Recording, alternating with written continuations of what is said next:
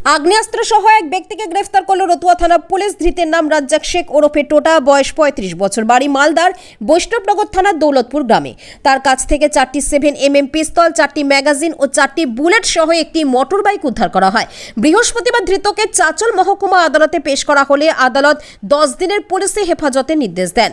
Chanchal SDPO Somnath Saha জানিয়েছেন, রতুয়ার মহানন্দটোলা ফাঁড়ির police নাক্কাট্টি ব্রিজে নাকা চালাচ্ছিল। সেই সময় রাজ্জাক শেখ এবং তার এক সঙ্গী বিহারের দিক থেকে রতুয়ার অভিমুখে আসছিল। তার মধ্যে একজন পুলিশের নাকা দেখে মোটর বাইক থেকে নেমে পালিয়ে যায়, আর তাতেই পুলিশের সন্দেহ হয় এবং রাজ্জাককে মোটর বাইক সহ ধরে ফেলে।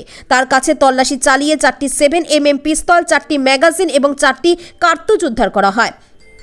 পলাতক অভিযুক্তের খোঁজ চলছে। পুলিশ আরও জানিয়েছে, তারা বিহারের থেকে আগ্নেয়াস্ত্র এবং কার্তুজ এনে এপারে বিক্রির চক্রের সঙ্গে যুক্ত রয়েছে। এই পাচার চক্রের সঙ্গে আর কারা কারা যুক্ত রয়েছে এবং এই অবৈধ অস্ত্র কোথায় পাচার করার উদ্দেশ্য ছিল, পাশাপাশি ওই পলাতক ব্যক্তির নাম পরিচয় জানার চেষ্টা চালাচ্ছে পুলিশ।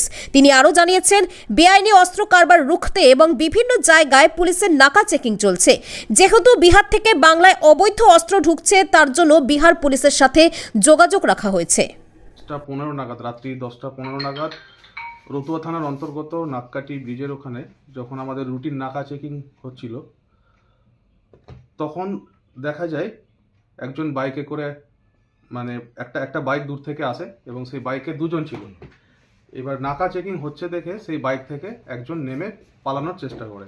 তখন আমাদের যিনারা ছিলেন, অফিসার যিনারা ছিলেন, ওনাদের সন্দেহ হয় এবং পুরো বাইক চেক করা হয় এবং বাইক চেক করে তখন দেখা যায় একটা ব্যাগ থাকে এবং সেই ব্যাগের ভিতরে 4টে 7mm পিস্তল থাকে আর 4টে ম্যাগাজিন, আর প্রত্যেকটা ম্যাগাজিনে একটি করে অ্যামুনেশন লোডের অবস্থায় ছিল। এই যে অবৈধ যে আর্মসগুলো আসছে, বিহার যোগ থাকছেই, হামেশাই এটা দেখা যাচ্ছে স্যার। এভাবে এটাকে কিভাবে রুখবেন আপনারা? আমাদের সোর্স তো ম্যানেজমেন্ট হচ্ছেই, সঙ্গে নাকাও চলছে, কন্টিনিউয়াস নাকা চেকিং কন্টিনিউয়াস চলছে আমাদের। আগে চাঁচলে একটা হয়েছিল, রবারি হয়েছিল, তাতেও বিহার যোগ ছিল। যেহেতু হরিশ্চন্দ্রপুর, রতুয়া এবং কি মানিকচক এটা করিডোর হয়ে দাঁড়িয়েছে ঝাড়খণ্ড বিহারের, ওদিক দিয়ে ওই পথ দিয়ে যেন মানে কি আর্মসগুলো ঢুকছে বিহার থেকে। এটা আমাদের হচ্ছে বিহার পুলিশের সাথেও আমাদের মানে সুন্দর কোঅপারেশন আছে, মানে ওখান থেকেও আমরা বিভিন্ন মারফত খবর পেয়ে থাকি। প্লাস আমাদের এখানেও যদি কোনো কিছু হয়ে থাকে, ওনারাও যথেষ্ট পরিমাণে কোঅপারেশন করেন। এই যে অবৈধ আর্মসগুলো ঢুকছে, আগামীতে 26-এ নির্বাচন রয়েছে, সেই কি নির্বাচনকে মানে এই কিছু আমাদের তো চলছে কন্টিনিউয়াস নাকা চেকিং চলছে, যাতে এই অবৈধ আর্মসের কারবার যাতে দিন দিন কমে।